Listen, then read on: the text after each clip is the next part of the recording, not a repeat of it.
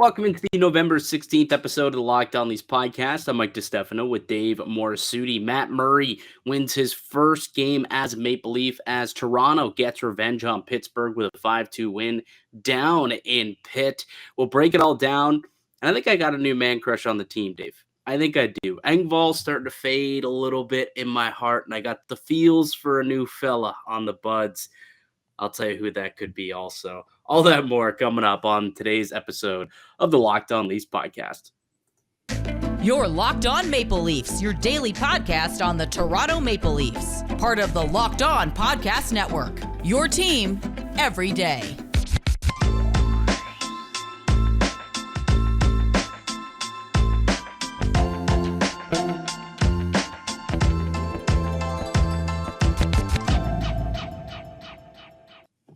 Hello and welcome to the Locked On Leafs podcast, one-stop shop for all things Leafs. I'm your host, Mike DiStefano from TSN 1050 Toronto Radio, also known as Al's brother on TSN's Overdrive and TSN 1050's Leafs Lunch. Joining me, it's my co-host, Dave Morassutti from Sportsnet, also a writer for the NHLPA.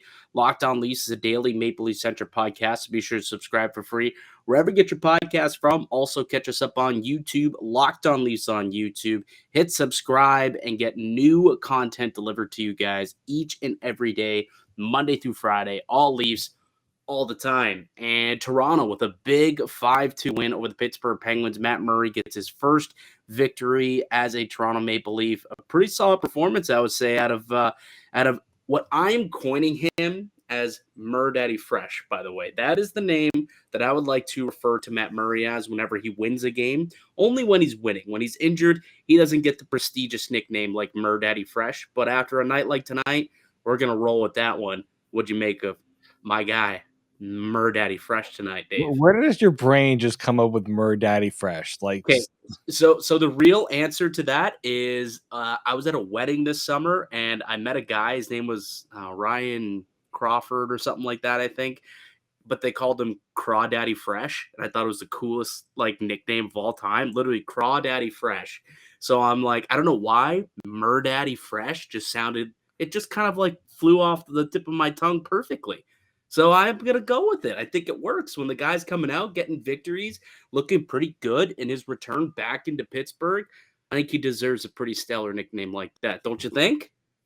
We're definitely starting the podcast in one sort of direction, that's for sure. But you know what the sad part is? That's not even that's not the new man crush I was referring to, by the way. I have a feeling that I have a good feeling of who it is. I knew it was gonna be Matt Murray because you would have had the man crush on Matt Murray well before this game. He does have a glorious mustache, I will say that. Yeah, when I think of Matt Murray, I don't think of really man crush material. Personally, that's just me. But the performance was definitely man crush worthy. I'll give it that. It's funny because somebody put out Leafs goaltending after the second goal. I'm like, Sidney Crosby, coming in with the backhander. He is the toughest backhander. What they had an issue with on the second goal? I saw somebody tweet that out, and I wanted to reply, and I'm like, Dave, don't feed the beast. Did they miss the pizza up the middle by Rasmus Sandin? Yeah, you wouldn't call it a pizza because a pizza's beautiful. What that was not beautiful. Okay, that was disgusting. You're right. That was the term on that, by the way, because I hate when they say toss a pizza up the middle because a pizza is tossed beautifully. Okay, a pizza, because pizza is gross and gnarly, just like that pass. If you like pizza, you guys need to reevaluate your lives. It wasn't a Napolitan, okay? No, that wasn't a Napolitan. It was more of a pizza type of pass. Exactly. Thank you. So yeah, we can keep it as long as we have that. We differentiate like that. Okay. But Matt Murray, he did exactly what I said he needed to do, which was he needed to come in and almost had a statement type of game. This was a game where everyone's talking about Matt Murray's health. Everyone's talking about whether he can stay healthy. Even on the broadcast, they said there's nothing wrong with Matt Murray's ability. It's that he can't stay healthy. So first and foremost, kudos to Matt Murray for staying healthy throughout the game. Well, last time it wasn't the game that got him. It was the following morning skate that got him. But yes, absolutely. Kudos to him for making it through the game. Mrazek didn't make it through the first game last year, right? But absolutely, Matt Murray I thought was real solid. Wasn't tested a whole lot in the first period, which I think is important. Like Noodles was coming out on the broadcast. They did a great job, by the way. My guys at OD, they did a fantastic job on the broadcast. But Noodles was saying like what they need to do is make sure that they ease him into that first period, let him get his legs underneath him and ease him into it. And I thought they did a really solid job early in that game. Didn't allow Pittsburgh to do much of anything. And then eventually Toronto started to pick up their game in the back half of the first period. Then they scored a first goal, got a second goal, and next thing you know, they spotted him a 2-0 lead after 20 minutes of play. And now from there on out, he just needs to play pretty solid hockey from that point onward to keep this team in it, and I thought that he did. Right, there was the it made it 3-0, right, and then it was 3-1, and then whoopsie daisy, the pizza up to Sidney Crosby off the middle makes it 3-2, and you are holding your breath a little bit, but he made a couple of good stops once it was 3-2. Jordy Ben made some key stops on Sidney Crosby also to keep it a 3-2 lead. But ultimately, he shut it down again in the third period, ended up making 35 saves tonight. Matt Murray, again, it's not the ability, it's the availability that's kind of always been the question mark that people have had. There was 14 high danger chances that he had to face tonight at 5-on-5. And, he did a pretty good job of stopping pucks tonight. Just flat out, it's pretty simple. He did a great job of stopping pucks. I thought he tracked well. There's a couple of blunders, but ultimately, I thought he had a really good game. Oh, I thought so too. Considering the Leafs gave up more high danger scoring chances in this one, especially second period they gave. First period, like that was like almost a free for all for Pittsburgh at 5-on-5 with the high danger scoring chances. But I think the big one was all those penalties the Leafs were taking too, right? Yeah, the Leafs weren't getting the calls. Before we get any further, that high sticking call on Dennis Malgin was a joke. It gave me flashbacks to Game 6 against the Tampa Bay Lightning, like David Kampf, Alex Kerfoot level flashbacks. Yeah, like that's exactly what I was getting to. I'm like, they're really not going to let up. Like, I credit the Leafs for not letting that be the backbreaker and letting the Pens back into it. But I'm like, come on. The ref was I understand real time. It's hard to see it. He was looking right at it. You do not. How do you not see a black disc hit the guy in the face? Well, he hit him in the arm. That's the thing. Like his stick hit him in the arm. Like it wasn't anywhere near his face. Like that's the thing. It was, anyways. Yeah, that was a tough one, but luckily they were able to kill it off. Pittsburgh did have a couple of good chances, and it was like, uh-oh. But Toronto able to kind of kill it off, and then they did get the insurance marker to make it 5-2. And that was the other big story. Like, obviously, Matt Murray coming in, getting the victory, playing well, 35 save performance. But the other big story is that it was the big boys that got it done. Right? You had Tavares score a goal, Marner score a goal, Nylander score a goal, and then Michael Bunting with a pair of goals tonight. All 5 of those came from your top 6. And, well, 4 of them came at 5-on-5. The other was an empty netter. So you this is what the Maple Leafs had been waiting for and needed for a very long time. The top 6 was electric tonight. Marner, unbelievable goal that he scored. And, like, here's the thing. A lot of these plays, like these goals they scored, just by simply going to the net, whether you're creating traffic and screening the goaltender and you're able to get a good shot off, or Michael Bunting's way, you're going to the net, stick down on the ice, get a redirect, boom, puck ends up in the back of the net, and you're laughing. And that's exactly kind of how tonight's game went for the Maple Leafs. A lot of real solid things. Mitch Marner, same thing, went to the net, got a puck, and was able to make a nice little move to get past to Smith, and it's in the back of the nets. I thought this was this might have been their most complete performance. Would you say this was the most complete? I mean, they had a pretty good game against Boston. The Boston game was really good. But one of those two, it's probably a coin flip between this and the Boston game. But I thought that they played really, really well and deserved that 5-2 win. Yeah, I'm just trying to think. I thought the Boston game probably was their better one just because they didn't give the Bruins much Mhm. in that game. I mean, But outside of, like, that 5 or 6-minute little span in the maybe the second Philly period game. there. Actually, the Philly game was probably the more complete game because they were just all over. But I think against a better opponent, like Pittsburgh's better than Philly. I like look toss records aside. Yes. Pittsburgh's a better team. I do think maybe at 5-on-5, this was the Leafs' best game. Yeah, I think that's a good call. And thankfully, it's what they need because with the defense in the state that they're in, without TJ Brody for the next 2 weeks, without Jake Muzzin for potentially the entire season, really, at least until February, I think that they needed that offense to shine through, and they needed the big boys to kind of come out and outscore some of those deficiencies. And tonight they did that. Tonight they got 5 goals, which was enough. That's what they need to do really every single night is score 4 or 5 goals if they're going to allow 2 or 3 against. So they got the job done tonight and they were rewarded for it. Full 2 points. Matt Murray super happy. John Tavares his 400th goal of his NHL career. Perry's going to give the puck to his kids. He's like, I don't know what they're going to. If they're what they're going to do with it, if they're going to enjoy it, they're not going to know exactly what it is quite yet. But I know exactly what eventually, they're gonna do. They're gonna bite it. That's what kids do. They bite it. probably, but they'll be excited when they're older, being like, "Hey, this was my father's 400th goal with the Maple Leafs," and they'll probably be massive Leaf fans at that point, telling all their buddies at school. So that'd be really cool. All right, let's take a quick break. When we get back, let's get into our 3 stars of the game, like we do after every single Leafs win. But first, Dave, I think you got a little message for us from Built Bar. Gather around, everybody. Gather around.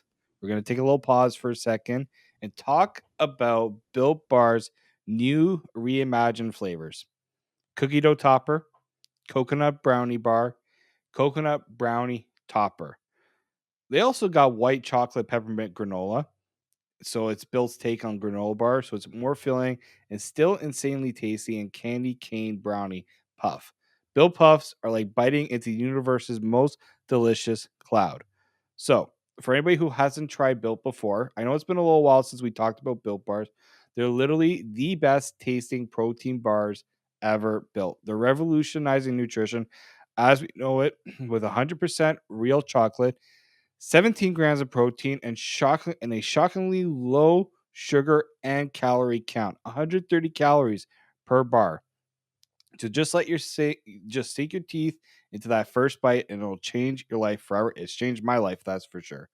So if you want to get involved with Built Bars and you want to take advantage of some offers that we can provide your way, make sure you go and use the promo code LOCKED15 to get 15% off your order right now at built.com. So that is 15% off at built.com. Built, you got to try it.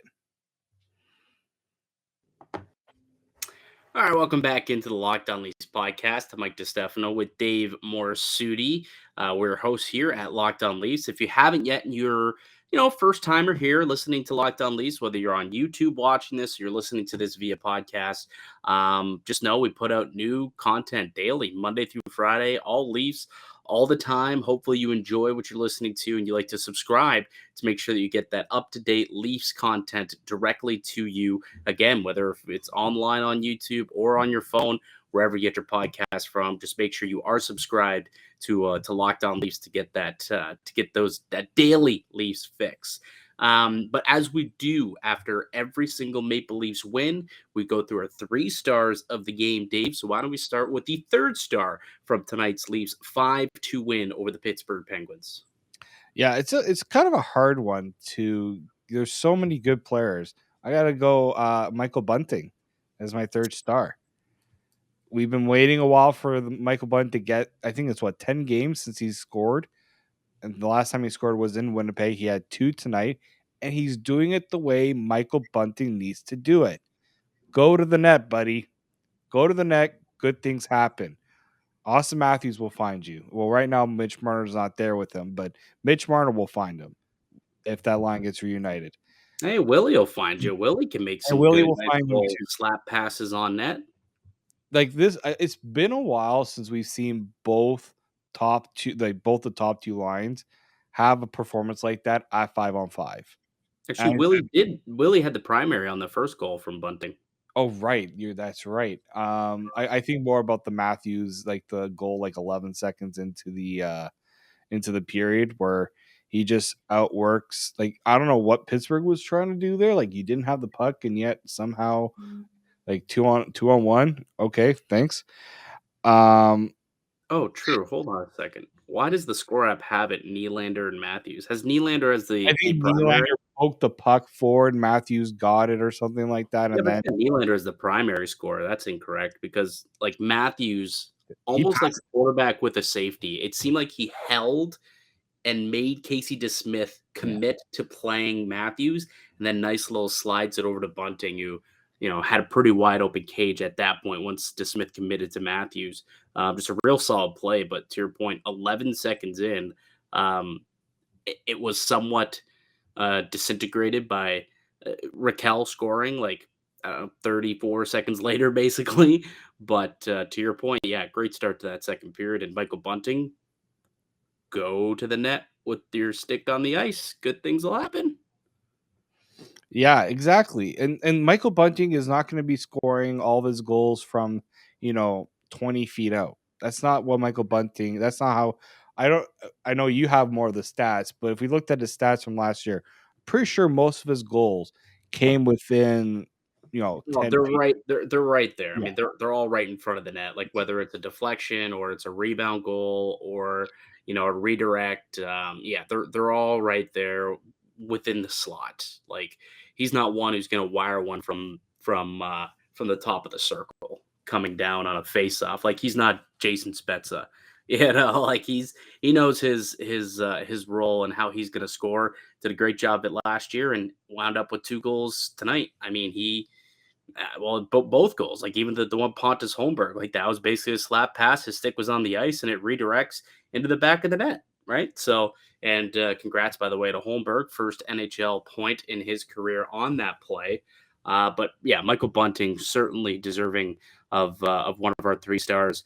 I gave it to Jordy Ben. This, my friend, is the new I man I crush. was gonna say that I knew exactly the lumberjack. Where you heard those comments, you're just like, Mike loves him some lumberjack bearded Jordy Ben. I also called him Jamie Ben in a group chat, and someone was like, "Did the Leafs trade for Jamie Ben?" I'm like, "God damn it! I called him Jamie." Yeah, I did that. I did that today on Leafs lunch. I accidentally called him Jamie, and I was like, no, but he's playing like Jamie Benn right now. Exactly. He was phenomenal tonight. I can't. He played 21 minutes alongside Morgan Riley for the most part, and I thought that he was real effective. Ended up. We talk about what this team needs, especially with Muzzin and TJ Brody gone. And more so Muzzin in particular because he gave you that snarl on the back end and somebody who could kill penalties as well.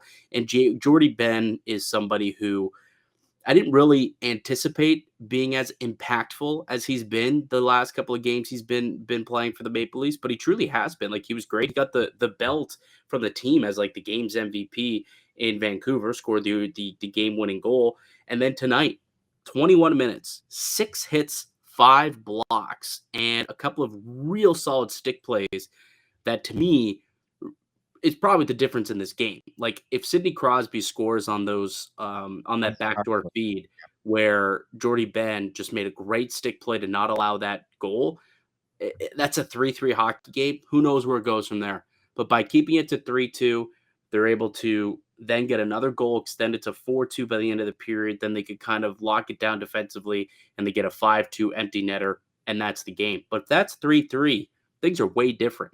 So for me, Jordy Ben, he brought the physicality, brought the snarl. And then how about the block shot leading to a 2-on-1 with Alex Kerfoot and almost pulled off the little give and go forehand, backhand. If he would have done that, dude. Oh my God, he would have got the belt again. Like I guarantee you the belt's probably going to Matt Murray for getting the dub, but he would have got it if he would have scored that goal for sure. So Jordy Ben showing him some love out there. My bearded grizzled vet. That's my 3rd star tonight. Oh, deserving. It's funny because somebody messaged. I have a bunch of group chats. One person was like, "Jordy Ben is what you kind of wanted Justin Hall to be, right? Just simple. Yeah, kind of. I mean, in a way. Yeah, like just make the simple plays, simple defensive plays you need to make. Be physical. Like there was one play where I don't know who he took down behind the net. Like you see that he's bringing that physical presence. He's not overplay. He's not doing more than he needs to. Although him being on a 2-on-1, didn't really see that coming. On a penalty kill. On the penalty kill, didn't expect that to be a part of his arsenal, but I don't know.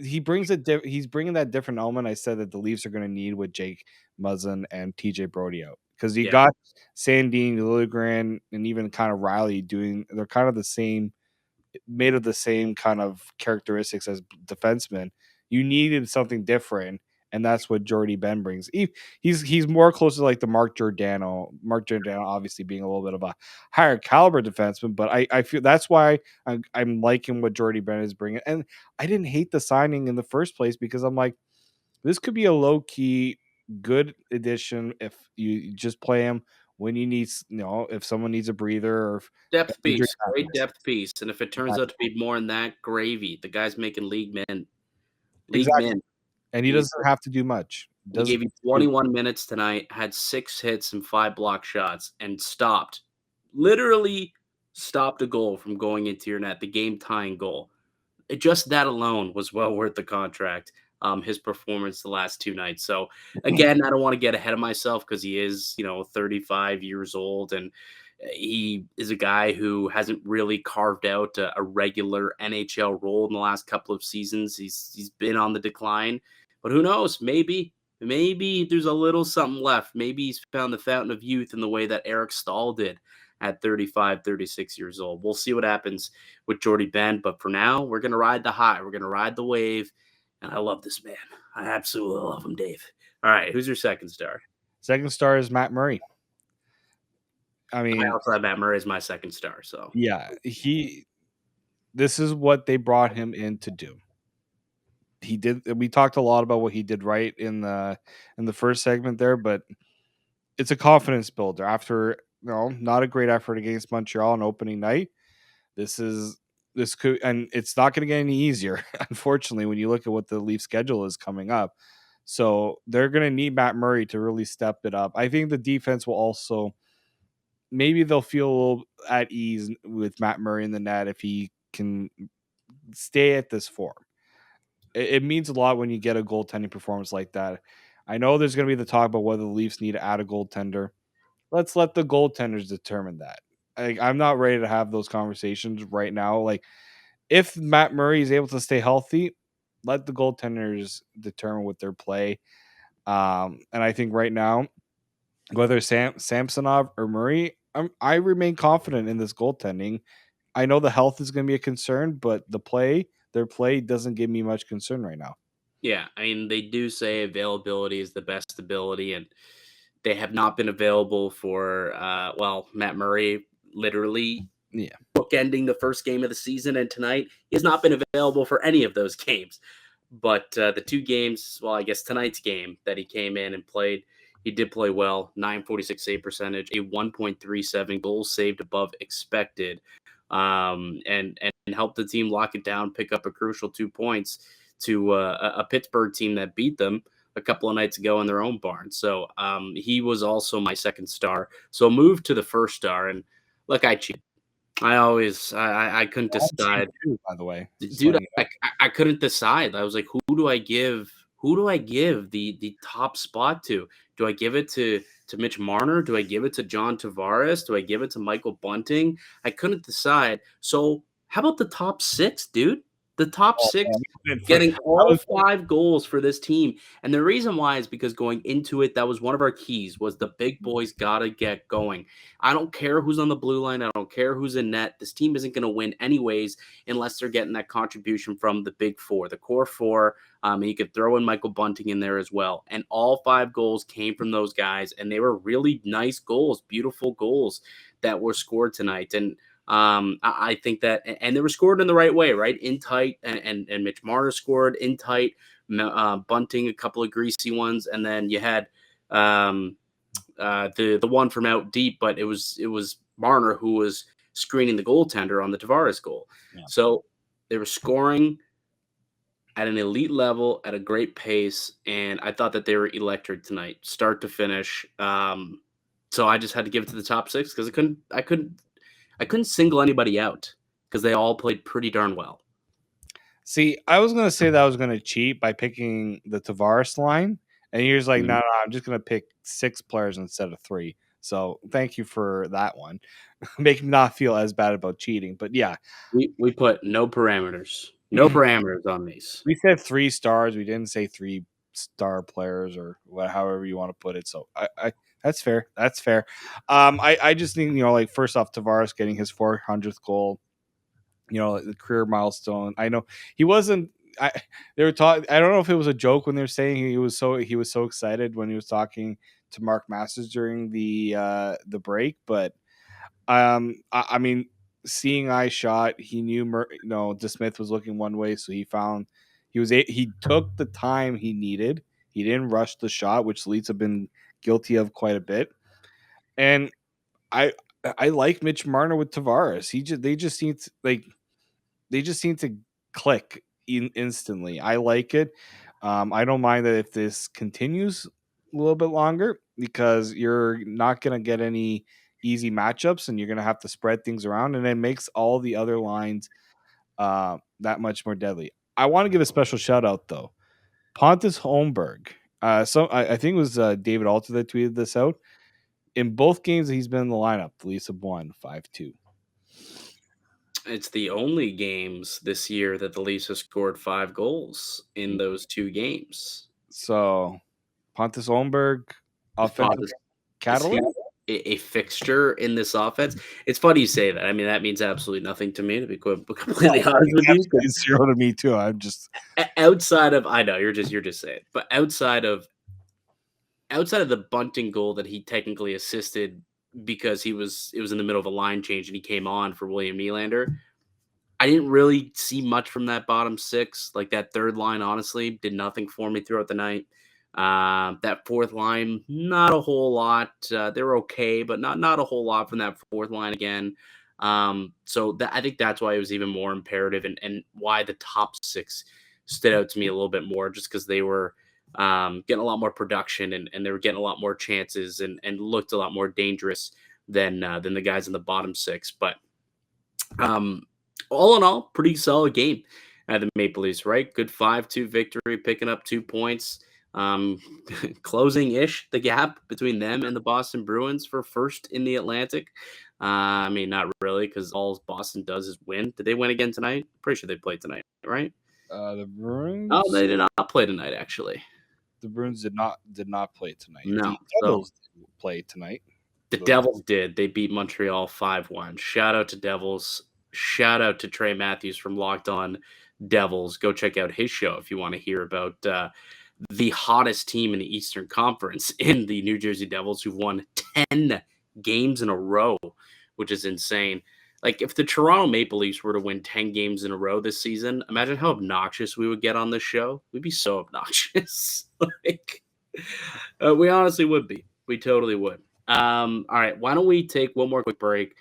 When we get back, David, we're going to get into a little card talk. I was at the Toronto Card Show this weekend, and I could show you what I picked up and talk about the new crop of young guns that are out that dropped over the weekend, or like last Wednesday or whatever. So a little card talk coming up on the other side. I'm Mike DiStefano with Dave Morassutti. You're listening to the Locked On Leafs podcast, part of the Locked On Podcast Network. Welcome back into the Locked On Leafs podcast. I'm Mike DiStefano with Dave Morassutti. Leafs with a 5-2 win over the Pittsburgh Penguins. And we put a bow on that one. And now let's move on to what I got up to over the weekend. You're not a big card guy, right? Or you used to be, maybe. When I grew up, I bought the tins. I was buying packs. I have to find them. This is the problem now. It kind of went in the back burner. And I put them away somewhere, and I was trying to find them. Yeah, you don't know where they are. It's going to take me forever to find. It's like one of those things where it's like, yeah, I should have probably taken better care. But this was also, like, I would say back when, like, Crosby and Ovechkin were just starting out in the NHL, and that's where I was when I was collecting the cards. So speaking of Crosby, that is a perfect segue into the cards that I purchased over the weekend at the Toronto Card Expo. Happens every year. There's a fall and a spring expo for any of those card collectors. You know what I'm talking about. Some of you guys might have been there. I know I ran into a few like Al's brother fans who were fans of Overdrive who came over and said hello, showed me some of their pickups. We chatted about the hobby a little bit. I've always been a hobbyist at heart when it comes to hockey cards, and so I just wanted to show like some of the pickups that I got with some of the people who might be hockey card fanatics also who listen to the Locked On Leafs podcast. So I'll explain for those who are listening via podcast form, audio form, by the way. But you can see what I got here on YouTube. So, well, let's start with what do we want to start with? We'll go low to high, right? We'll go low to high, and we'll save the best for last. So, thing that I did pick up. This was a part of a bigger lot, but it was just a Quentin Byfield rookie card. Picked up a retro style young gun of Quentin Byfield of the LA Kings. It's only worth a few bucks, but I just kind of picked it up as part of a bigger lot. Also included in that one was a Vitek Vanacek rookie auto here. And, we were just talking about the New Jersey Devils. The reason why I picked it up is because it's a Future Watch auto, which are very collectible in the hockey card space. And if Vitek Vanacek ends up being the number one goaltender in New Jersey, which he very well could be with Mackenzie Blackwood on the IR right now, I think there could be some value in this card. So I picked it up and potentially it could end up increasing. This is a pretty cool one. This is a Black Diamond Nikita Kucherov autograph card, numbered to 99. I'm trying to... you're going to have to like go on a different angle there. Like, yeah. Oh. Anyway. There you go. There you go. Nikita Kucherov autograph to 99. So that's pretty cool right there. What else do we got here? Connor McDavid, Young Guns Canvas checklist. Now, the problem with these checklists is, so the checklists have two players on them typically from that draft year. Mm-hmm. So Connor McDavid is the one player. The other player, Jake Virtanen, which has made this card totally tank in the market because it has not only Connor McDavid, but also Jake Virtanen. And we all know that Virtanen is not a good person and certainly not somebody that deserves to be worth anything. But whenever you can pick up a Connor McDavid rookie card, and this one happens to be graded by BGS at 9.5, and you could get it for a decent price, it's honestly worth making the pickup. And so I just couldn't resist. It came in that lot with all four of those cards I just showed you. So I got all four of those at one thing, at one booth. So that was pretty sweet. But the biggest hockey card pickup that I did make over the course of the weekend was a biggie. We just watched him play tonight. We watched him get served a pizza, and roof it on his old teammate, Matt Murray. But it's a Sidney Crosby rookie card, graded 9.5. I've seen that card before. Yes, this is the one. I had a chance to buy one, but I was also very young and did not have that much money.